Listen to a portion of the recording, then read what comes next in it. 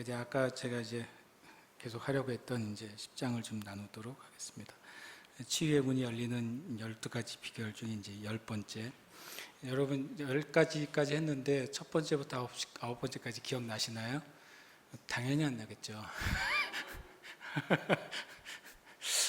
그래서 그 말이 참 맞다고 생각했어요. 저 말씀을 전하는 저 자신도 이제 기억은 나지만 만약 순서대로 말하라 그러면 잘 못할 것 같아요. 그래서 이제 이 말씀들을 중요한 말씀은 또 계속 반복하고 함께 나눠야 제가 보니까 되는 게 맞는 것 같고, 그리고 또 제가 이제 매번 이제 이거 치유에 대한 말씀할 때마다 뒤에 이제 적용하는 말씀하고 고백을 제가 이제 올리잖아요. 그거는 뭐 제가 만들어서 한 거기 때문에 제가 그런 생각을 했어요. 나중에 요걸 같이 나눌 때 그 치유의 비결에 대한 말씀 주제하고 말씀하고 고백을 따로 좀 프린트를 해서 나눠 드려야 되겠다.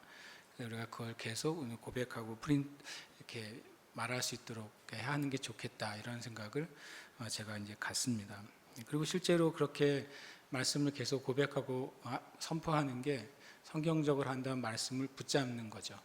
말씀을 내가 붙잡을 때 그 말씀이 우리의 마음에 정말 빛처럼 새겨지고 그것이 역사합니다. 실은 기독교는 하나님의 말씀이 진리인 것을 믿고 그 말씀이 실제로 역사한다는 것을 믿는 종교예요. 그렇죠? 그러니까 기독교는 어떤 주문이 역사한다거나 아니면 어떤 행위나 사람의 공로가 역사한다고 믿는 실은 신앙이 아니라 진리이신 하나님의 말씀이 역사한다는 걸 믿는 실은 신앙이고 종교입니다. 그래서 우리가 처음에도 창세기 1장 3절이 하나님이 이르시되 말씀으로 시작하잖아요. 맨 끝에도 주님께서 이것이 하나님의 말씀, 진실하고 온전하다고 하신 말씀으로 또 계시록이 마무리가 됩니다. 그래서 어쨌든 저와 여러분의 신앙이 말씀이 돼야 돼요. 그리고 그 말씀이 우리의 입에 정말 계속 있는 말씀이 돼야 돼요. 로마서 말씀처럼 그 말씀이 너의 입에 있고 그 다음에 마음에 있고 그리고 그것이 믿음이 돼야 돼요. 그게 잘 안 됩니다라고 말하는 사람을 여러 번 만납니다. 당연하죠. 왜냐하면 그게 한 번에 되면 예수님을 믿고 그 다음에 믿음대로 사는 게 너무 쉽지 않겠어요? 그러나 또 그렇지 않습니다. 그러나 우리가 그 말씀을 붙잡기 시작할 때 그 말씀이 나에게 능력이 되고 힘이 되는 것이죠. 그래서 저와 여러분이 실은 저는 뭐 이렇게 막 시리즈로 설교를 하는 게 좀 편안한 사람이 아니에요, 정직하게.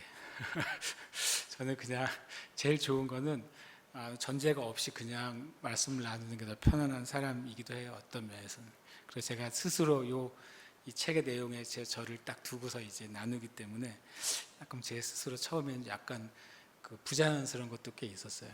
그렇지만 주님이 이미 우리 믿음의 선배들을 통해 주신 말씀을 잘 배우고 익히는 것도 굉장히 큰 은혜라고 제가 생각합니다. 오늘 말씀은 이제 구가에서 했었는데 한 번 더 이 말씀 우리가 읽으면 좋을 것 같습니다. 함께 읽겠습니다. 그러므로 믿음은 들음에서 나며 들음은 그리스도의 말씀으로 말미암았느니라. 아멘. 구가는 이제 우리가 다른 사람들과 관계에 있어서 어떤 것을 듣고 그것을 받아들이느냐 그런 차원에서 들음에 대한 얘기를 했고요. 오늘은 이번에는 하나님의 말씀 자체, 하나님의 뜻을 내가 듣는 것에 대해서 이제 10과는 말씀을 나눕니다. 10과 한번 주제 한번 읽겠습니다. 시작. 먼저 듣고 나서 치유를 받으라. 아멘. 참 이 책이 작은데 되게 은혜가 있는 것이 중간에 이제 실제 이야기들이 등장을 해서 굉장히 은혜가 있더라고요. 그러니까 이 이제 날짜를 이번에 적어 두셨어요. 이 지은 분이 2004년 11월 달에 예배 바로 전에 이제 그렉 목사님 교회에 있는 그 장로님 중에 한 분인데, 그리고 또 이제 개인적으로는 이렇게 친구래요. 참 재밌잖아요. 친구인데 또 교회 장로님일 때 그 한국 사회에서는 어떨지 모르겠지만 굉장히 미국 사회에서는 그것을 되게 편하고 부드럽게 서로 교제하는 것 같아서 되게 좋은 것 같아요. 근데 예배 전에 교회 장로님이면서 자기 이제 친구인 폴이라는 분이 이제 찾아왔어요. 그래서 예배 전에 찾아와서 어머니에 대해서 얘기를 하기 시작했습니다. 그 폴이라는 분의 어머니는 넬다 밀리건이라고 여기 이름이 있는데 이제 얼마 전에 이제 몸이 좀 편치 않아서, 위가 좀 편치 않아서 이제 병원에 가서 검진을 받았습니다. 검진을 받았더니 위에 궤양이 있고, 궤양이 뭔지 알죠? 구멍이 난 거잖아요. 위에 구멍이 났고, 그리고 종양이 있다는 거예요. 그래서 이제 이 의사의 소견은 암인데, 이 암을 좀 이제 어떻게 수술을 하거나 치료를 해야 되겠습니다라고 이제 소견이 나온 거죠. 그랬더니 이제 그 어머니가 넬단 밀리건이 이렇게 말했대요. 그 아들에게, 나는 오늘 주일날 목사님과 교회 장로님들, 교회 리더들에게 성경대로, 야고보서대로 내 머리에 기름을 바르고 기도를 받기 전에는 나는 병원에 가지 않을 거다, 이렇게 말했대요. 그 어머니가 굉장히 재밌는 어머니죠. 훌륭한 어머니죠, 실은요. 그러니까 이제 그래 목사님이 당연히 우리가 우리 어머니를 위해서 기도해 드려야죠. 그리고 예배가 끝나고 그 교회 이제 리더들인 장로님들과 그 장로님의 아내들을 다 불러서 그 이제 그 어머니에게 성경 그대로 기름을 머리에 바르고 같이 손을 얹고 기도를 했다고 합니다. 근데 그때 기도할 때 엄청난 또 이제 그 느낌이, 기름 부음이 많이 임했대요. 기름 부음이 부어지고, 그리고 나서 이제 그분이 이제 다음에 이제 치료를 받으러 갔을 때 하나님의 놀라운 일을 행하셨던 이야기가 있습니다. 이걸 제가 보다 보니까 이것은 제가 설명하는 것보다 이분이 간증문을 쓰셨나 봐요. 그리고 간증문의 내용이 그대로 책에 기록이 돼 있어요. 그래서 이 간증문을 제가 좀 읽어드리면 좋겠다. 여러분 나중에 책을 또 보시겠지만 간증문이 참 은혜롭습니다. 그래서 간증은 이렇게 해야 되나 보다 싶었어요. 사실을 정확하게 명확하게 그냥 얘기하는 거예요. 제가 읽어보겠습니다. 이 넬다 밀리건 그 할머니의 간증이에요. 2004년 10월에 나는 위장에 문제가 있다는 것을 느끼기 시작했습니다. 무엇을 먹든 내 위장이 더부룩해졌는데 정말로 얼얼했습니다. 나는 처음에 생각하기를 궤양임에 틀림없을 거다 해서 의사를 보러 갔습니다. 엑스레이 촬영 후에 그 의사는 나를 지역의 방사선과로 보냈습니다. 그가 보기에 좋지 않았기 때문이죠. 그 방사선과로 간 날 나는 뭔가 이상이 있다는 걸 알았습니다. 그가 처음에 사진을 몇 장 찍은 후에 돌아와서 그것을 전부 다시 검토하기 시작했습니다. 나는 속으로 생각하기를 어떻게 되어가는 거지? 라고 생각했습니다. 그는 엑스레이를 전부 완료한 후에, 검토를 완료한 후에 무엇을 보았는지 나에게 말해주려고 하지 않고 다만 문제가 있긴 한 것 같은데요 라고 말할 뿐이었습니다. 그는 나를 내 주치의에게로 보냈는데 그가 말하기를 나의 위장에 궤양과 덩어리가 하나 있다면서 아마도 암인 것 같은 생각이 든다고 했습니다. 그러더니 다음 주간에 내 목에서 위장까지 내시경을 넣어서 그곳에 있는 것을 명확하게 사진 찍도록 한 외과의와 약속을 잡아주었습니다. 그래야만 그가 무엇을 다루어야 할지를 더 잘 알게 될 테니까요. 그 약속이 정해진 후에 나는 집으로 가서 야고보서 말씀을 묵상해야겠다는 생각이 들었습니다. 내가 야고보서 5장 14절에서 15절을 읽을 때 하나님께서 나에게 직접 말씀하시는 말씀임을 알았습니다. 이런 말씀이죠. 너희 중에 병든 자가 있느냐? 그는 교회의 장로들을 청할 것이요. 그들은 주의 이름으로 기름을 바르며 그를 위하여 기도할지니라.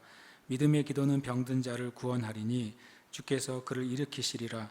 나는 그 구절을 묵상한 후에 하나님께서 나에게 장로들에게 가서 나를 위해 기도를 부탁하라고 하신다는 것을 알았습니다. 나는 1967년도에 위절제 수술을 받았는데 그때 의사들은 내 위장의 40%를 절제하고 탈장을 고쳤습니다. 나는 그 모든 과정을 다시 겪고 싶지 않았기에 하나님께 이번에는 나에게 기적을 베풀어 주시길 간절히 구했습니다. 우리에게 필요한 모든 기적에 대해서는 우리에게 주시는 명령이 있다고 나는 생각합니다. 우리가 주님을 구하면 주께서는 언제나 우리의 상황에 맞는 명령을 주십니다. 하나님께서는 매번 똑같은 방법으로 치유하시거나 기적을 행하지 않으신다고 나는 생각합니다. 그렇기 때문에 우리가 기적을 받기 위해서 하나님과 협력하려면 무엇을 하기 원하시는가를 하나님께 구해야 하는 것입니다. 나는 이튿날 주일 오전에 교회에 가서 그곳 장로인 아들에게 말했습니다. 그 아들이 이제 아까 말한 그 아들이죠. 장로님들이 오늘 오전에 나를 위해 기도해 주셔야겠다.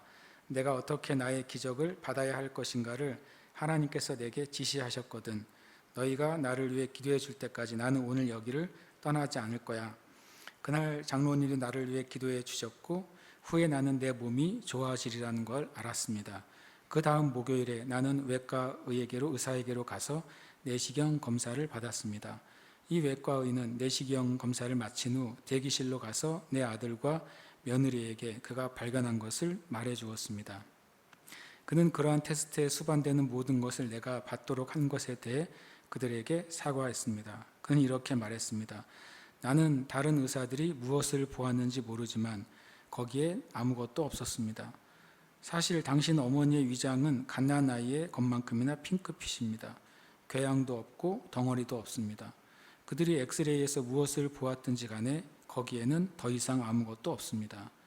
이것이 더욱 기적인 것은 과거의 수술로 생긴 흉터 조직이 마땅히 있었어야 했었는데 그것도 없기 때문입니다. 그리고 이렇게 끝을 맺습니다. 그 어머니가 내가 치유받은 걸 하나님께 감사하고 그분의 성실하심과 내가 이 기적을 받을 수 있도록 나에게 지시해 주신 하나님께 감사를 드립니다. 참 놀라운 간증이죠. 40년 전에 받았던 그 위를 40% 자르고 탈장한 것을 아마 잘라냈거나 그랬겠죠. 그럼 40년 후에 다시 암이 생겼는데 이번에는 암도 사라지고 궤양도 사라지고 아마 처음에 찍었던 엑스레이 사진이 있었겠죠. 그렇죠? 근데 그 다음에 일주일 뒤에 찍었을 때는 아무것도 발견을 못한 거예요. 그래서 여기서 우리가 이제 배워야 될 게 뭐냐면 듣고 나서 치유를 받는 것이죠. 뭘 듣냐면 하나님의 방법을 듣는 거예요. 하나님의 방법. 만약 이런 생각이 들 수 있을 것 같아요. 하나님이 치유하신다는 게 사실이고 치유의 법칙이 있으면 그 법칙을 그대로 따라하면 되는 거 아닌가라는 생각을 이제 우리가 할 수 있는 거죠. 근데 이 어머니의 간증에 참 중요한 말이 있습니다. 하나님께서는 매번 똑같은 방법으로 치유하시거나 기적을 행하지 않으신다고 나는 생각합니다. 그 다음에 왜 그렇게 하나님이 똑같은 방법으로 치유하지 않으시는 것을 이렇게 이분이 이해했어요.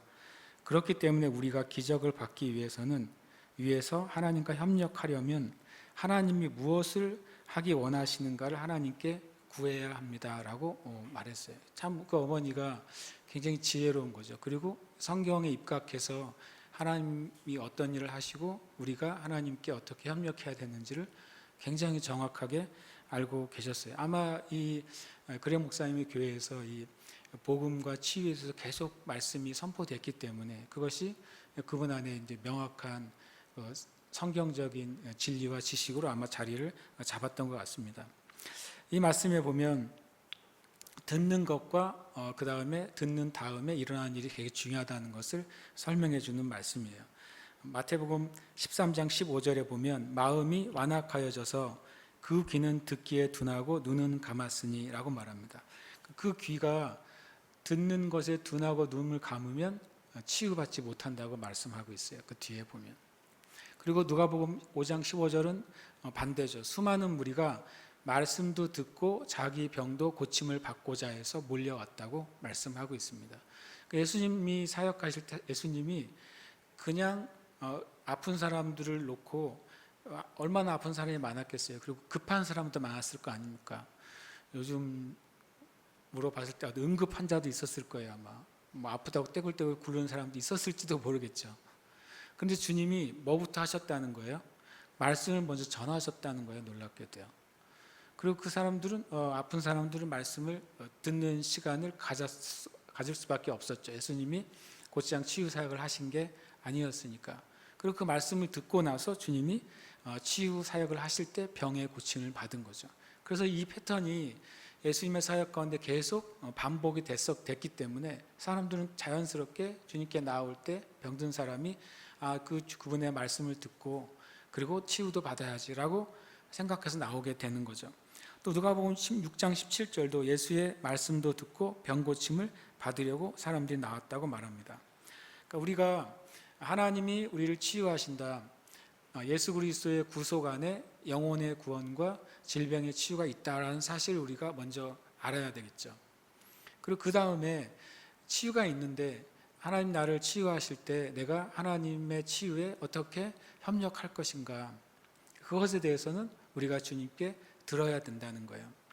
그런 과정이 없으면 누가 이렇게 했다더라, 누가 이렇게 기도했다더라, 누가 뭐 일주일 금식했다더라. 그럼 일단 아프면 일주일 금식해보고 본 경우가 많은 거죠. 누가 치유받았는데 그 사람은 어떻게 어떤 식으로 기도했더니 치유가 됐다더라. 그럼 그걸 그대로 그냥 답습하는 거예요. 그럴 때 그 치유의 은혜가 곧장 나타나지 않을 때 우리가 어떤 일이 벌어지냐면 실망을 하게 되죠. 그리고 내가 믿음이 약한가라고 생각하기도 하고, 뭔가 내가 뭐 놓쳤나라고 생각하기도 하고, 또 지나가면 또 하나님이 왜 저 사람은 저렇게 기도했을 때 치유하셨는데 나에게는 왜 그 일이 안 일어나는가, 약간 하나님께 서운하기도 하는 거죠. 근데 분명히 우리가 하나님의 말씀을 듣고 행하는 부분이 너무 필요하다는 겁니다. 실은 주님께 듣는 과정은 예수님과의 관계 안으로 들어가는 거예요.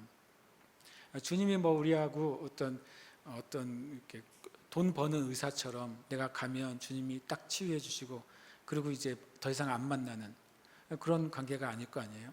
지난번에 제가 작년에 일을 하나 이제 씌우러 갔어요. 씌우러 갔는데 그분이 그 의사 선생님이 다 해주신 다음에 더 아프시면 다시 또 오세요 그러더라고요. 그래서 제가 뭐라고 말했는지 아세요? 다시는 안 올 겁니다. 그랬어요. 부산에 있는 병원이었는데 다시는 안 갔습니다. 그러니까 뭐냐면 그 일반적인 치유하는 의사가 특별한 경우가 아니면 우리가 개인적인 관계를 가질 일은 많지 않잖아요. 그죠? 나를 치료해 준 건 정말 감사하지만 그렇다고 매일 관계를 맺거나 서로 교제하지는 않습니다. 특별한 경우가 아니면. 근데 주님은 우리의 의사이신데 그분은 의사이시기 전에 우리의 주님이시죠. 그리고 우리의 구원자세요. 그래서 우리가 우리의 치유를 위해서나 우리의 삶의 믿음의 문제에 있어서 그것을 돌파하기 위해서나 또 다른 많은 구하는 것을 우리가 받기 위해서 그것만을 위해서 가는 것은 주님이 원하시지도 않고 그런 일은 우리 기독교 안에 없는 겁니다. 첫 번째는 하나님과 나와의 관계인 거예요. 그 예수님과 나와의 관계인 것이죠. 내가 나의 문제에 대해서 하나님이 어떻게 말씀하시는지를 듣는 시간을 갖는 것은 예수님과의 관계 안으로 들어가는 거예요. 주님은 그걸 더 원하시고 기뻐하시는 것이죠. 그리고 나의 문제에 대한 하나님의 전략을 내가 들어야 되는 것이죠. 하나님이 이 문제에 대해서 어떻게 말씀하시는지를 들어야 됩니다. 하나님의 방법은 여러 가지입니다. 그리고 구약에 여러분 보시면 구약의 이스라엘 백성이 출애굽한 이후로 많은 전쟁을 하게 돼요. 제가 예전에 이런 개념이 없었을 때에도 어렸을 때 성경을 읽으면서 무슨 생각하는 줄 아세요? 제가 어린 마음이 되게 단순한 생각을 했어요. 왜 하나님 맨날 싸울 때마다 방법을 다르게 하지 그랬어요. 제가 읽으면서. 그런 생각 안 하셨어요? 그냥 방법을 하나만 주시지 그러면 그냥 기억하기도 쉽고 하나님 앞에 또 물을 필요도 없이 주님이 완벽한 방법을 하나 딱 주셔서 그대로 여리고 성도 무너뜨리고 모든 성들을 다 그런 식으로 무너뜨리면 되지 않을까라고 제가 어렸을 때 그 생각을 했어요. 그 생각해 보니까 역시 어린 아이의 생각이었어요. 만약에 한 가지 방법으로 모든 것이 해결된다면 어떤 사람에게 일어났던 그 방법이 모든 사람이 똑같이 적용된다면 어떻게 될까요? 더 이상 사람들이 하나님께 물으러 가지 않습니다. 그리고 주님과의 관계를 중요하게 생각하지 않습니다. 무엇보다 주님을 의지하지 않죠. 그냥 그 방법을 의지하는 거예요. 그 비법을 의지할 뿐이에요. 마치 유명한 그 식당에 그 맛있는 음식의 그 레시피 하나만 딱 받으면 그것만 훔쳐내면 나 똑같이 만들 수 있어 라고 생각하는 것처럼 하나님의 치유의 방법을 누구에게 들으면 그걸 그냥 그대로 카피하면 그것이 될 것이라고 생각하는 것은 하나님을 의지하지 않게 되고 방법을 의지하게 되는 것이죠. 그래서 우리가 하나님 또 어떤 사람이 했던 방법과 똑같이 나에게 말씀하실 수도 있지만 그러나 나의 문제에 대해서 하나님 앞에 듣는 시간을 우리가 빼먹는다면 그러면 진정한 실은 온전한 치유나 믿음의 성장을 함께 경험할 수가 없는 것입니다. 그래서 우리가 하나님의 치유가 나에게 임할 때 내가 치유를 받을 때 내가 하나님과 협력해야 돼요. 그래서 무엇을 협력해야 되는지를 주님께 듣는 것이죠. 그래서 그것을 위해서 이제 듣고 우리가 치유를 받는 것이 가장 정확한 길이라고 오늘 이 챕터에서 말씀하고 있는 겁니다. 같이 한번 읽어볼까요? 시작. 성령님은 아버지와 아들의 음성을 듣고 그것을 조용하고 사랑스럽고 완전히 분명하게 해주신다. 이게 영어 문장을 그대로 지역해서 이런 문장이 나온 것 같아요. 베니 목사님의 쓴 책 중에 안녕하세요 성령님이 있거든요. 굿모닝 홀리 스피릿이라는 책이 있어요. 굉장히 오래됐죠. 한국에 들어온 지 오래됐고 뭐 아마 수십 세 수십 판을 거뒀을 거예요. 거기에 나오는 이제 문장인데요. 이것을 이제 영어를 그냥 직역해서 이렇게 나온 것 같아요. 성령님은 어떤 분이냐면 아버지와 아들, 그러니까 아버지와 예수 그리스도께서 하시는 음성을 들으시고 성령님께서 그것을 우리의 심령에 조용히 그리고 사랑스럽고 그리고 완전하게 그 하나님 아버지와 예수님의 음성을 분명하게 우리에게 깨닫게 해주신다는 거예요. 그러니까 우리가 난 음성을 잘 못 듣는데 나는 그런 특별한 은사가 없는데 라고 생각해서 주님 앞에 주님 이 문제에 대해서 제가 어떻게 행하길 바라십니까? 라는 질문하는 것을 사람들이 굉장히 주저한다는 거예요. 그리고 조금 기도해 봤는데 아무 느낌이 없으면 역시 나는 못 듣나 보다 이렇게 생각하는 거죠. 역시 나는 못 듣나 보다. 근데 실은 그 못 듣는 것의 문제가 아니라 기다림의 문제일 뿐이에요. 다니엘이라는 사람이 굉장히 위대하잖아요. 다니엘이 위대한 걸 제가 왜 위대한가 봤더니 두 가지 때문인 것 같아요. 하나는 되게 반복을 잘했어요. 하루에 3번 예루살렘을 향해서 기도했죠. 다니엘이 무엇을 기도했는지 아세요? 그 예레미야의 예언. 주님이 때가 되면 다시 고토에서 다시 이스라엘로 예루살렘으로 하나님의 백성들을 돌이키겠다고 한 예레미야 예언을 그대로 믿고 하루에 3번 기도한 거예요. 다니엘의 그 기도가 다 끝났을 때, 거의 끝났을 때 다니엘의 인생 후반기에 고레스가 이제 왕이 되죠. 그리고 그 기도대로 고레스 칙령을 선포해서 이스라엘 백성이 예루살렘으로 돌아오게 됩니다. 예레미야의 예언이 있었고 예레미야의 예언을 믿고 그것을 계속 기도했던 다니엘과 같은 사람이 있었던 거예요. 그래서 다니엘의 최고의 장점은 반복하는 능력이에요. 제가 보니까 참 어떻게 보면 미련하고 단순한 것 같지만 그게 능력인 것 같아요. 내가 하나님의 말씀을 믿고 반복하는 거예요. 그 시간이건 아니면 내가 주님께 약속한 시간이건. 이름을 제가 가나안 학교 만드신 그분 이름을 제가 까먹었는데 그분이 이제 그분 그 집에 기도 골방이 있다 그러잖아요. 거기에 보면 기도 골방 옆에 양쪽의 기둥에 이렇게 글씨를 써놨대요. 조국이여 안심하라. 기도하는 백성이 있다 이렇게 적어놨대요. 그리고 이제 그 시간만 되면 그 장로님이 그 기도방에 들어가서 1시간이고 2시간이고 대한민국을 위해서 끊임없이 기도했대요. 대단한 믿음이잖아요. 조국이여 안심하라. 저는 그래서 단어가 마음에 안 들어가지고 대한민국이 안심하라로 바꿔서 저는 놓고 기도하고 있어요. 대한민국이여 안심하라. 기도하는 백성이 있다. 저 이제 폰에다 그렇게 홈 그림을 그걸 그려놓고 적어놓고서 제가 나도 나라를 위해서 기도하는 책임을 내가 잊지 말아야지 생각하거든요. 그래서 어떻게 보면 폰이 켜질 때마다 그게 이제 보이거든요. 키면 또 보여요. 대한민국이여 안심하라. 기도하는 백성들이 있다. 그리고 또 마음의 찔림을 받아서 잠깐 기도합니다. 주님, 대한민국을 새롭게 해주시고 대통령이나 정부에게 지금 은혜를 베풀어 주시고 대한민국이 자유민주주의로 통일되게 해주시고 이렇게 짧게 우리 마음의 기도가 화살처럼 주님께 간다 그러잖아요. 화살이니까 잠깐 1초 사이에도 많은 기도를 할 수 있어요. 우리가 거기에 이제 우리가 주님께 이렇게 그 다니엘의 그 반복하는 능력, 저와 여러분에게 그 경건의 훈련은 다른 게 아니라요, 반복의 훈련이에요. 내 삶에 그냥 그때 정해진 것을 내가 주님께 가는 거예요. 내 몸뚱이를 내가 데리고 가는 거예요.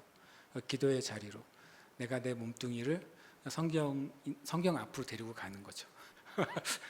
그게 이 경건의 훈련이죠. 다른 게 경건의 훈련이 아니라. 다니엘은 그게 그 반복이 얼마나 강했냐면 생명을 걸고서도 그거를 포기를 안 할 정도로 강하게 됐잖아요. 그러니까 자기의 정치적인 원수들이 자기를 잘 노려보고 있는 걸 알면서도 그 기도의 자리, 근데 이게 생명을 건 기도 자리가 되잖아요. 처음에는 그냥 은혜의 자리였다가 그게 생명이 왔다 갔다 하는 자리가 돼도 그걸 지킨 거죠. 두 번째로는 저는 다니엘의 능력은 기다림이라고 생각했어요. 그러니까 세일의 기도 알잖아요. 다니엘이요, 세일에 하려고 기도한 거 아닌 거 아시죠? 다니엘이 세일에 37에 21일 작정하고 기도한 게 아니에요. 우리는 다니엘 기도에 21일 작정하고 기도하지만 다니엘은 그냥 하루에 끝내고 싶었어요. 그날 하루에 주님이 말씀해 주시면 좋겠다고 생각하고 기도한 거예요. 그렇죠? 그런데 응답이 안 오는 거죠. 근데 또 오늘은 오시려나 그러고 기다려도 오늘 안 오니까 안 끝내고 다음 내일도 한 거죠. 다니엘에게 믿음이 있는 거예요. 하나님은 기도하면 말씀하신다라는 믿음이 있었던 거죠. 하나님은 내가 하나님 앞에 겸손하게 구하면 분명히 말씀하신다. 굉장히 단순한 그 믿음이 있었다는 거예요. 그래서 하루 했는데 응답이 안 오니까 또 이틀, 3일, 4일, 그래서 21일이 돼버렸어요. 21일째 천사가 오죠. 메시지를 가지고. 근데 천사가 엄청 재미있는 말을 해주잖아요. 실은 다니엘아, 네가 기도하는 순간 나는 출발했어. 이렇게 말하잖아요. 네가 기도하는 동안 하나님이 응답하셨어 라고 말하죠.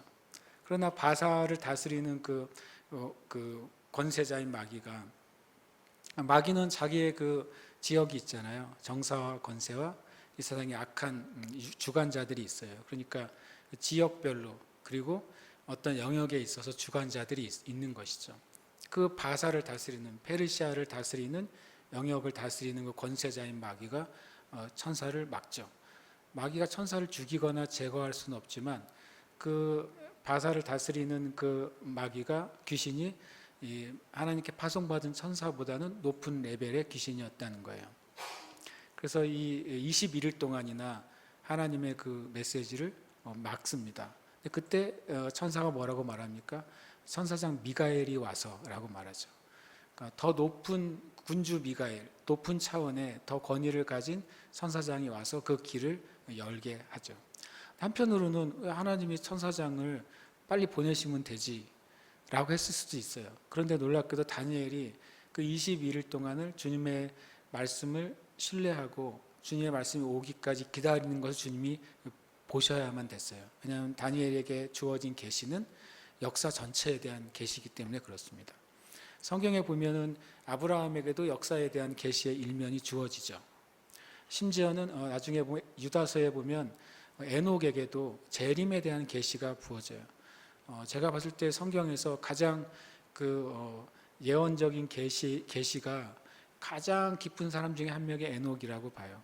에녹은 창세기 사람이잖아요.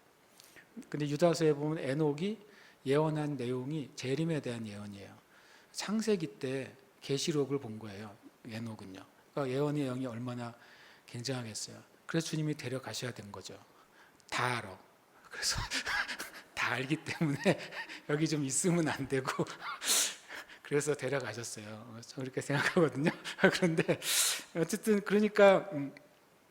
그런데 다니엘은 그 역사에 대해서 굉장히 자세하게 예언을 받습니다. 그래서 마귀가 그 다니엘에게 주어지는 계시가 오는 걸 굉장히 두려워했던 것 같아요. 그래서 또 억지로 하나님의 말씀을 마귀가 21일 동안이나 막잖아요. 성경에 하나님의 메시지가 막힌 적이 있는 예가 없어요. 그거밖에요.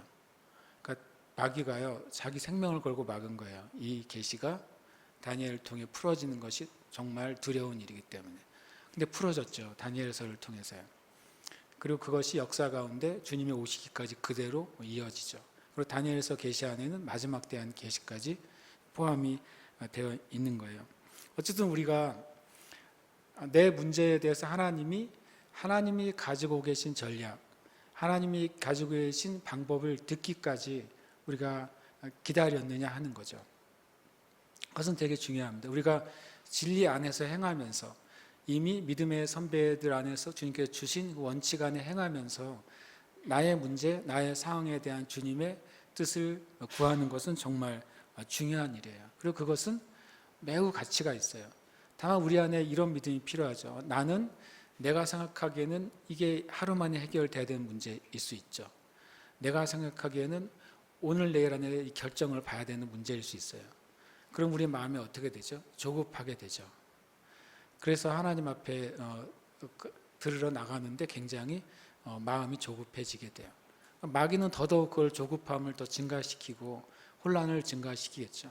그러나 우리가 일단 우리의 삶 가운데 내가 주님 앞에 머물러 기도해서 주님의 뜻을 내가 구하고 주님께로부터 오는 뜻이라고 생각해서 그걸 받아서 내가 행했을 때 열매를 한번 보기 시작하면 그럼 주님께 나아가서 듣는 것은 굉장히 즐거운 시간이 되는 것입니다.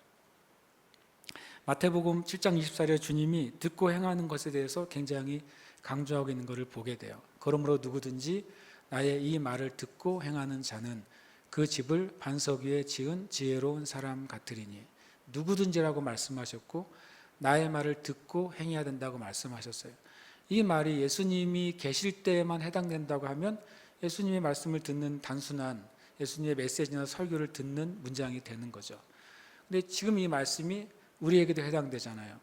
그럼 우리가 주님의 말씀을 듣고 행하는 것을 우리도 똑같이 행해야 되는 것이죠. 또 누가복음 8장 21절도 주님이 말씀하세요. 내 어머니와 내 동생들은 곧 하나님의 말씀을 듣고 행하는 이 사람들이라. 주님의 그 영적인 가족들, 우리는 주님과 혈연 관계가 됐잖아요. 하나님 안에서. 그럼 우리들은 어떤 식의 방식의 삶을 살아야 되냐면 하나님의 말씀을 듣고 행하는 방식의 삶을 살아야 되는 거예요. 이 말은 이제 치유를 위해서 뭔가 일을 해라, 뭔가 네가 조치를 네가 스스로 취해라, 그런 의미가 아닙니다. 왜냐하면 우리는 구원도 뭘로 받아요? 은혜로 받죠. 맞습니까? 그러면 하나님께 받는 모든 건 다 은혜로 받는 거예요. 공로로 받는 것이 하나도 없습니다. 치유도 은혜로 받는 것입니다. 왜냐하면 주님이 하나님이 이미 구원을 이루셨고 치유도 이루셨어요. 하나님의 약속도 이미 선포가 됐어요. 그래서 우리가 그 모든 것은 은혜로 받는데, 다시 말하면 우리가 하나님께 받는 자로서 하나님께 순종하는 모습을 보여야 되는 거예요. 아까 그 말한 밀리건 그 할머니는 참 그것을 놀랍게도 알았죠. 의사로부터 궤양이 있고 그리고 혹이 있어서 암이다라고 말했을 때 집에 가서 뭐부터 했습니까? 야고보서를 읽었대잖아요. 그 말은 이 할머니 안에 야고보서에 어떤 내용이 있는지를 알기 때문이에요. 알기 때문에 야고보서를 찾아서 읽은 거예요. 만약에 다른 문제가 있고 할머니의 생각에 요한복음에 이 문제에 대한 말씀들이 있다고 알았다면 요한복음을 읽으셨을 거예요. 그럼 우리의 삶 가운데 평소에 말씀을 정기적으로 또 계속해서 쭉 읽어나가는 게 얼마나 중요한지 몰라요. 그래서 내가 나의 문제가 있을 때 어떤 성경 말씀이 나에게 도움이 되겠구나라고 하고 그것을 다시 기계적이 아니라 이제는 말씀을 묵상하면서 읽을 때 나의 상황, 나의 문제에 대한 주님의 레마의 음성을 우리가 받을 수 있는 것이죠. 이 말씀은 되게 중요한 말씀입니다. 함께 읽겠습니다. 예수께서 대답하여 이르시되 기록되었으되 사람이 떡으로만 살 것이 아니요 하나님의 입으로부터 나오는 모든 말씀으로 살 것이라 하였느니라 하시니 아멘. 이 말씀은 되게 중요하죠. 그리고 성경을 이해하는 데 굉장히 중요한 말씀이 됩니다. 물론 이것은 예수님께서 세 번의 시험, 이것도 또 세 번의 시험도 재밌는 표현이에요. 우리가 예수님이 광야에 가서 몇 가지 시험을 받으셨습니까? 라고 물어보면 사람들이 3개요 그러거든요. 맞습니까? 성경에는 3가지 시험을 받으러 광야에 가시니라고 말씀하시진 않았어요. 그죠? 시험하는 자가 와서 시험할세, 이렇게 시험했다고 되어 있습니다. 누가복음은 뭐라고 되어 있냐면 주님이 성령의 이끌림을 받아가지고 시험을 받으러 광야로 가셨다고 말씀하셨고 40일 동안 시험 받으셨다고 되어 있어요. 그런데 성경의 마태복음에는 40일이 다한 다음에 예수님이 육체적으로 줄인 상태에서 이 시험이 들어오죠. 그럼 40일 동안 마귀가 가만히 있었느냐? 그렇지 않았다는 거예요. 주님이 40일 동안 광야 가운데 있는 동안 계속 마귀는 시험했죠. 그리고 성경에 보면 거기 들짐승과 함께 계셨다고 또 성경에 나옵니다. 그러니까 예수님은 광야 가운데 홀로 주변에 마귀가 있고 들짐승들이 으르렁거리는 상태에서 40일을 계셨던 거죠. 그러면 그때 우리가 천사들은 뭘 했냐? 천사들이 지켜보고 있었죠. 주님이 이 40일의 과정을 어떻게 통과하시나? 왜냐하면 이 40일을 통과하셨을 때 이미 게임이 끝났기 때문에 그래요. 주님은 40일 동안 이 땅에 있는 마귀와 사단의 모든 세력에 대해서 일을 끝내셨어요. 그래서 누가복음에 보면 주님이 시험을 다 마치신 후에 다른 성경에서는 마귀는 떠났다고 돼 있고 그 다음에는 천사들이 나와 수종 들었다 이렇게 돼 있어요. 그러니까 이제 주님이 이 40일의 시험 과정을 통해 마귀의 권세를 이미 다 끝내신 거예요. 그 다음부터는 이제 선사들이 내려 수종 들은 건 뭐냐면 주님 밥 먹여주고 갖다 주는 게 아니라 주님이 너가 치유함을 받을지어다라고 말할 때 천사들이 그때 행동하는 거예요. 이해하십니까? 왜냐하면 하나님도 천사들을 불과 바람으로 사용하시잖아요. 주님이 이 육신으로 오셔서 성령으로 세례를 받으셨죠. 그리고 40일 지난 다음에 성령의 권능으로 나오실 때 이제는 천사들이, 그전에는 하나님의 보좌로부터 천사들이 명령을 받고 이 땅에서 하나님의 일을 수행했죠. 이제는 주님이 시험을 끝나셨을 때 이제는 천사들이 이 땅에 내려와서 주님의 명령에 수행을 하기 시작한 거예요. 그때 이제 첫 번째 시험이라고 이제 굳이 표현하면 이때 말하죠. 네가 하나님의 아들이거든 이 돌들을 명하여 떡이 되게 하라라고 말합니다. 첫 번째 시험은 원래는 뭐예요? 첫 번째 시험이라고 말하고 있지 않지만 첫 번째 시험은 네가 하나님의 아들이거든 그거죠. 네가 하나님의 아들인 것을 네 스스로 증명해 보라라고 하는 게 첫 번째 메시지죠. 그리고 네가 하나님의 아들이라면 증명을 뭐로 하라고 그러냐면 돌들이 떡이 되게 하라고 이제 마귀가 예수님께 시험을 합니다. 그때 주님의 대답이 이렇게 말씀하십니다. 되게 심플하게 끝내십니다. 그러니까 마귀를 오래 상대할 필요가 없어요. 너무 오래 친하게 있을 필요도 없고 간단하게 끝내야 되는데요. 기록되었으되 사람이 떡으로만 살 것이 아니요 하나님의 입으로부터 나오는 모든 말씀으로 살 것이라 라고 말씀하셨어요. 그러니까 사람에 대해서 사람은 떡을 통해서 살아야 될 영역이 있고 하나님의 입을 통해서 입으로 나오는 말씀을 통해서 생명을 얻어야 될 영역이 있다는 사실을 주님이 말씀하신 것이죠. 떡은 입으로 먹죠. 말은 귀로 듣는 거예요. 그렇죠? 떡이나 음식은 입으로 먹습니다. 그리고 어떤 소리는 귀로 듣습니다. 하나님의 말씀은 첫 번째로 어떻게 합니까? 눈으로 보죠. 그런데 여기에 하나님의 입으로부터 나오는 모든 말씀이라고 되어 있어요. 이 구약의 이 유대인들에게 또 예수님 시대 유대인들에게 하나님의 말씀은 어떤 말씀이에요? 쓰여진 말씀이거든요. 두루마리에 쓰여진 말씀인 거죠. 두루마리에 쓰여진 말씀을 읽고 행하는 것이 유대인들에게 말씀에 대한 태도예요. 근데 예수님께서 뭐라고 말씀하셨냐면 하나님의 입으로부터 나오는 말씀으로 살아야 된다라고 말씀하는 거죠. 하나님의 입으로부터 나오니까 이제 쓰여진 게 아니잖아요. 아까 말했죠. 소리는 어떻게 해야 된다고요? 들어야 되는 거죠. 그럼 하나님의 입으로부터 나오는 말씀 우리가 들어야 되는데 하나님은 영이시니까 영의 말씀을 하실 거 아니에요. 영의 메시지가 나오시겠죠. 그러면 우리가 뭐로 받아야 돼요? 영으로 받아야 되는 거예요. 우리의 심령이 하나님으로부터 나오는 말씀을 내가 캐치할 때 그때 우리의 영이 살아나는 거예요. 기록된 성경의 말씀을 제가 설교를 하거나 누군가가 전도로 복음을 전할 때 그 말씀이 누군가의 영에 캐치가 돼야 돼요.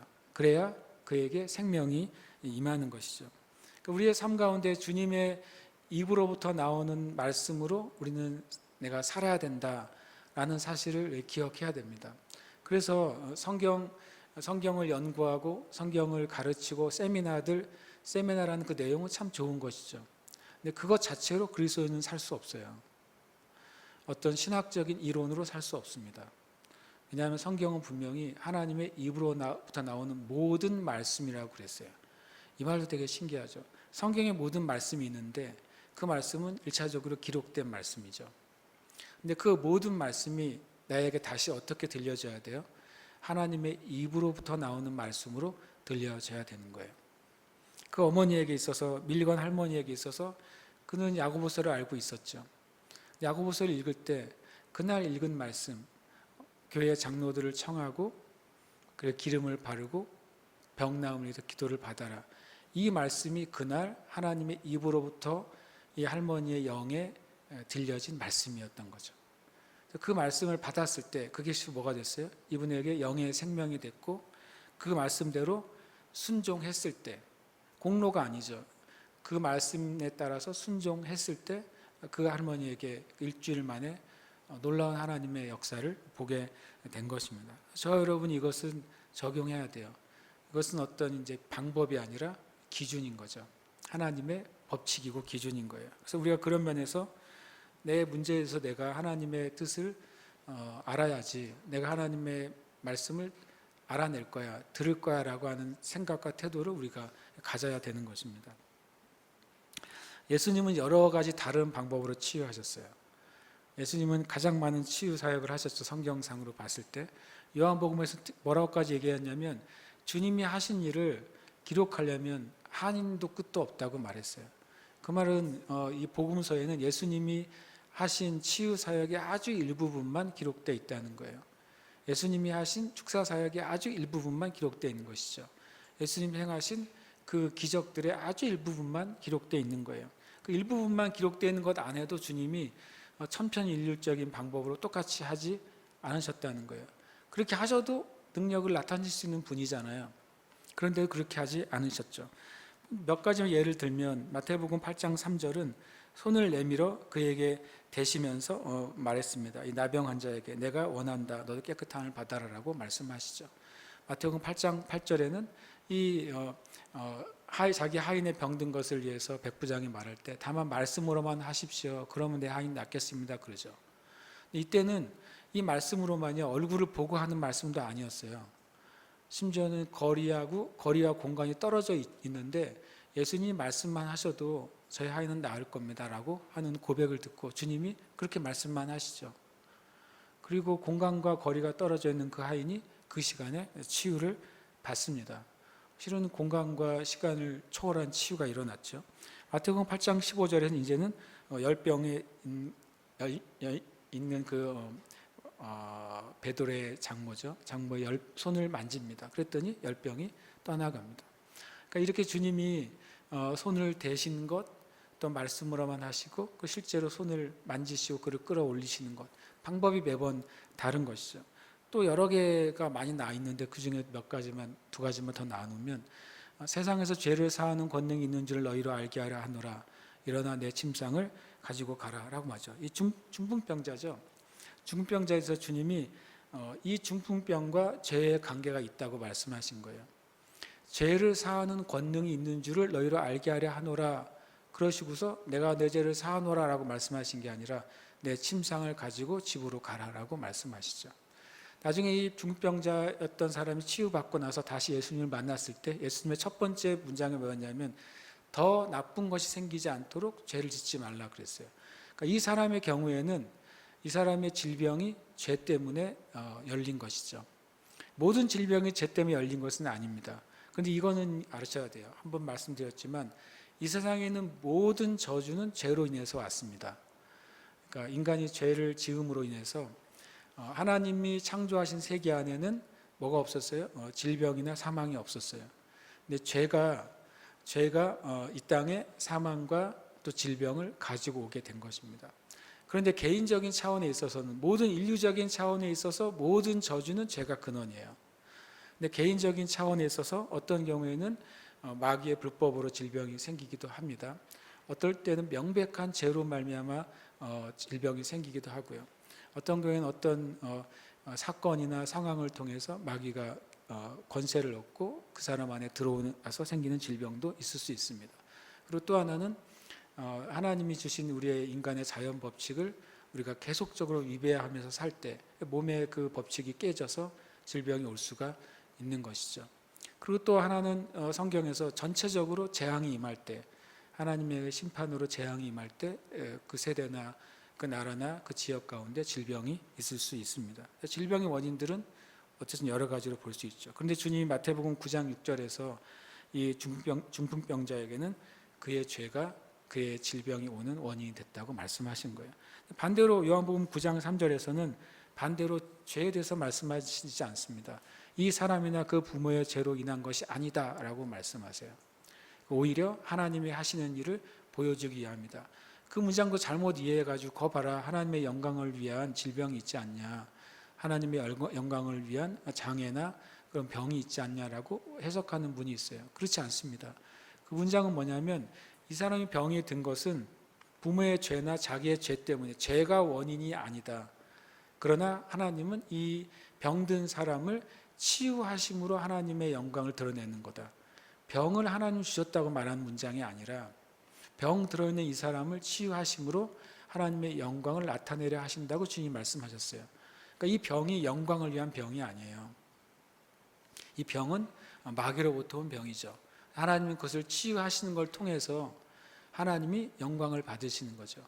질병보다 하나님이 크시고 마귀보다 크시다는 것을 보여주시는 것을 말씀하시는 거예요. 그러면서 이때는 굉장히 독특한 방법으로 침을 뱉어 진흙을 이겨 그의 눈에 바르시고, 다행히 이분이 봉사여서 다행이에요.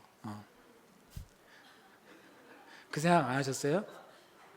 나는 이걸 읽으면서 야, 이분이 질병이 봉사가 아니라 만약에 뭐 입 틀어졌다 이런 사람인데 주님이 침을 태 뱉어 진흙을 바르라 그러면 뒤로 약간 머뭇거리면서 물러나지 않았을까? 저는 뭐 성경 읽다가 나름대로 많은 생각을 하는데 다행히 이분이 장님이어가지고 이 과정을 그렇게 실감나게 느끼지 못했던 것 같아요. 어쨌든 이것은 왜 이렇게 하셨을까요? 그에게는요, 눈이 치유된 게 아니에요. 눈이 그날 생긴 거예요. 진흙으로 그에게 발랐어요. 그건 하나님의 창조 행위인 것이죠. 그 사람은 그때 실로암을 가는 동안에 없던 눈이 생긴 것입니다. 이건 창조의 치유이기 때문에 주님이 이렇게 행하신 것이죠. 그러니까 주님이 모든 질병과 상황에 따라서 하나님의 뜻을 구하신 거예요. 예수님도요. 예수님 이런 말씀하십니다. 나는 아버지께 듣지 않고는 말하지 않는다. 나는 아버지에게 듣지 않고선 행하지 않는다 그랬어요. 그러니까 이 치유의 방법들은 예수님이 자유로 선택하신 게 아니라 예수님도 그 순간순간 하늘 아버지에게 이 치유에 대해서 들으시고 행하신 거예요. 예수님도 순종하신 것입니다. 알고 보면. 그래서 우리가 듣고 행하는 것이 얼마나 중요한지를 다시 한번 깨닫게 돼야 돼요. 아까 말한 것처럼 왜 주님이 자꾸 방법을 바꾸시냐? 주님은 주님과 우리의 관계가 중요해요. 내가 주님을 계속해서 의지하는 것을 더 귀하게 여기시는 거죠. 일을 행하시는 건 하나님께 어려운 일이 아니지만 하나님과 우리와 관계를 맺으시는 것은 하나님 억지로 하시지 않는 거예요. 우리가 이 문제 때문에 문제를 가지고 하나님께 나아가고 하나님과 더 깊은 관계 안으로 들어가고 그래서 하나님의 마음을 깨닫고 듣고 받는 것, 그것이 하나님께는요 치유라는 사건을 만들어내시는 것보다 더 중요한 일인 거예요. 요한복음 14장 26절하고 16장 13절 이렇게 말씀하십니다. 우리 함께 이것을 읽어볼까요? 시작. 보혜사 곧 아버지께서 내 이름으로 보내실 성령, 그가 너희에게 모든 것을 가르치시고 내가 너희에게 말한 모든 것을 생각나게 하리라. 그가 너희를 모든 진리 가운데로 인도하시리니 그가 스스로 말하지 않고 오직 들은 것을 말하며 장래일을 너희에게 알리시리라. 아멘. 이제 그가 하시는 거죠. 여기서 그가는 성령님이죠. 성령님이 누구에게요? 우리에게 가르치시고 우리에게 생각나게 하십니다. 성령님 그분이 우리를 모든 진리로 인도하십니다. 성령님 그가 스스로의 말이 아니라 들은 것을 말한대요. 누구에게 듣죠? 하나님께 듣습니다.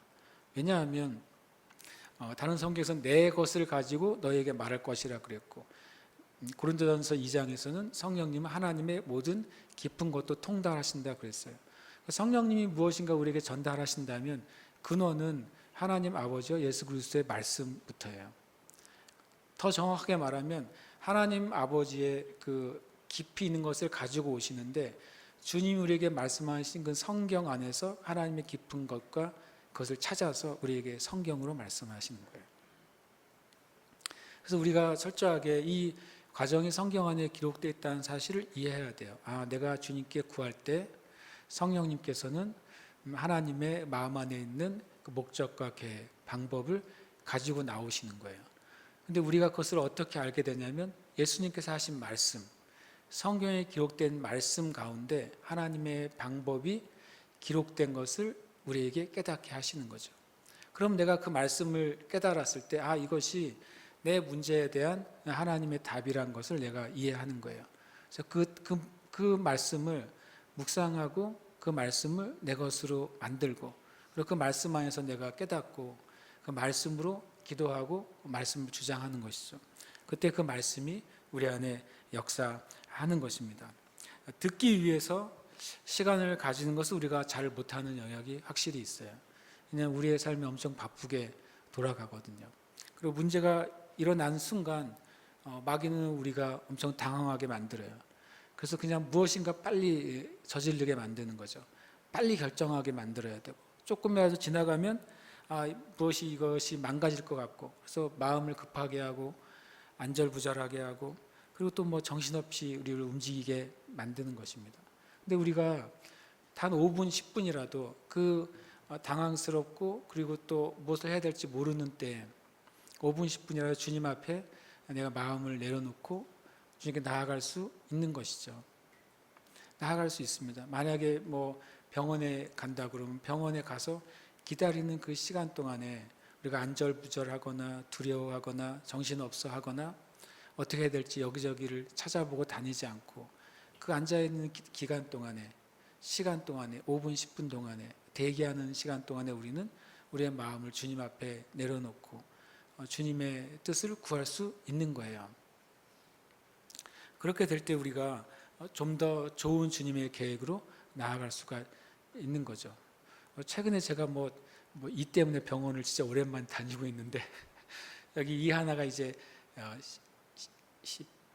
17년 전에 하나 이를 씌웠었어요. 근데 그게 이제 아파가지고 첫 번째 병원에 갔죠. 그랬더니 가자마자 이거 뽑아야 된다고 그러더라고요. 뽑고 그 다음에 제가 문제가 그 뼈가 다 사갔다고, 잇몸에 뼈가 사갔으니까 다른 뼈를 잘라서 이식하고, 이제 듣는 순간 저는 내 뼈를 잘라서 다시 이식하고 걔를 또 6개월이 지난 다음에 잘 이식이 됐는지 보고 그 다음에 임플란트를 해야 된대요. 가자마자 들은 소리가 그 5분 만에, 5분도 아니야 1분 만에 그 얘기를 들었어요. 그래서 알았습니다. 그리고 나왔어요. 나왔는데 내 마음에 주님, 이거 일단 시간이 너무 오래 걸리고 돈이 많이 드는데 지금 치유해 주시든지 방법을 좀 알려주세요. 그래서 그 사진을 찍잖아요. 그래서 제가 앉아 있으면 그 사진이 모니터에 보이잖아요. 잠깐 동안 제가 모니터를 또 사진을 찍었어요. 그래서 제 카메라에 그 사진이 있어요. 그래가지고 제 이빨 사진을 보면서 이렇게 생겨 먹었구나 내가, 이렇게 보면서 좀 요 부분 또 동그라미도 그분이 쳐줘가지고 정말 눈에 보기에는 뼈가 이렇게 삭은 것처럼 보이고 무조건 뽑아야 되는 거죠.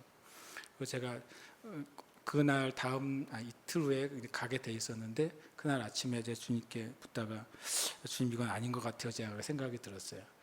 그래서 안 갔어요. 안 갔더니 또 전화가 오더라고요. 이제 요즘 치과가 엄청 친절해가지고 왜 안 오셨냐고 전화가 오길래 그래서 내가 좀 나중에 시간이 될 때 다시 연락을 하겠다 그랬어요. 주님께 이제 구했어요. 그랬더니 이제 다른 병원을 내가 한번 가봐야 되겠다. 그 이틀 뒤인가요? 제가 다른 병원에 갔습니다. 그 의사는 다시 똑같은 사진이죠. 똑같은 사진을 보더니 아직 뿌리가 살아있는 것 같다고. 그리고 이빨 안 뽑았어요. 이빨 안 뽑았고, 그리고 이제 그냥 신경 치료만 한 번 더 하고 이제 씌우기로 했어요. 일단 돈은 한 5분의 1로 줄어든 것 같고 내 뼈를 안 잘라내도 됐고 그러니까 우리가 주님께 들으려고 하는 태도를 좀만 가지면 좋겠어요. 그러니까 의심하라는 게 아니에요. 저는 그 첫 번째 병원이나 그 의사 선생님을 의심하지 않습니다. 의심하지 않고 그분을 불신하는 게 아니라 다만 내 문제에 대해서 먼저 주님께 먼저 내가 좀 듣고 싶다. 그리고 이 문제에 대해서 좀 더 좋은 길이 주님께 있을 테니까 주님이 계속 치료를 받아 그러면 가면 되는 거죠. 이 그렉 목사님도 그랬다고 그래요. 그렉 목사님이 자신이 먼저 암의 치료를 받았잖아요. 1년 뒤에 15개월 된 아이가 병이 들었잖아요. 그래가지고 어떻게 했겠어요? 병이 들자마자 첫 번째 치유받은 방법을 선택했죠. 일단 그 3명의 멘토를 찾아가서 그 아이를 놓고 기도를 받았대요. 왜냐하면 첫 번째 주님이 자기가 암이 걸렸을 때 3명의 신뢰할 만한 사람을 찾아가서 조언을 듣고 기도를 받으라고 하고 중보기도를 요청하라고 했으니까. 근데 기적처럼 기적으로 치유가 됐단 말이에요. 그레이엄 목사님이. 그러니까 아들이 아프니까 첫 번째 이번에도 그 3명 가가지고 아이를 보여주고 기도를 받았대요. 열심히. 그러니까 그 3명 되시는 그 목사님들이었던 것 같아요. 보니까 열심히 기도를 해주지 않았겠습니까? 그리고 새 기도를 받았어요. 어떻게 됐을까요? 더 안 좋아지더래요. 그분이 책에 이렇게 썼어요. 그들이 믿음이 없어서가입니까? 아니라는 거죠. 그들의 기도가 효력이 없는 것이 아니라 이 아이에 대한 하나님의 마음을 묻는 것을 안 한 거예요. 그리고 다시 주님께 이제 이 그레이엄 목사님 부부가 주님께 물었고, 그때는 주님이 너희 부부가 하나님의 말씀에 완전히 젖어지고, 그리고 그 말씀을 가지고 이 아이에게 선포해라 라고 말씀한 것이죠. 그리고 나서 이제 3개월 동안은 더 나빠지고 아무 일도 안 일어났고, 3개월을 더 지속했을 때 그때 아이가 이제 걷기 시작했다고 하는 것을 이분이 간증하는 것이죠. 중요한 것은 우리의 삶 가운데 하나님께 나아가는 시간을 갖느냐 하는 거예요. 또 하나는 내가 하나님 안으로 들어가는 최고의 방법이 뭔지는 아주 성경은 분명하게 나와 있죠. 먼저 말씀 안으로 들어가는 게 하나님의 임재와 관계 안으로 들어가는 길이고, 또 내가 내 영으로 하나님을 찬양하는 게 하나님의 임재와 관계 안으로 들어가는 길이잖아요. 우리가 시간이 여유가 있을 때 뭘 할까요? 라고 만약에 이렇게 설문조사를 하면 수많은 사람들이 많은 걸 적더라고요. 그래서 제가 생각했어요. 나는 과연 1번에다가 시간이 남을 때 말씀을 봐야지요 라고 적을까? 시간이 남을 때 뭘 하고 싶으세요? 그럼 나는 주님께 예배를 드리고 싶어요 라고 적을까? 지금 세대는 시간이 남을 때 하고 싶은 건 1위는 부동의 1위는 여행이랍니다. 그래서 뭐 이렇게 여행을 가고 싶어 하는지, 가는 길 힘들고 오는 길 힘들고 가서 힘들고, 나는 내가 사는 제주도가 제일 아름다운데 다른 데 뭐 가봤자 이제 제주도가 아름답다는 것만 증명받을 뿐이고, 저의 믿음의 확신은 그래요. 저의 믿음의 확신은.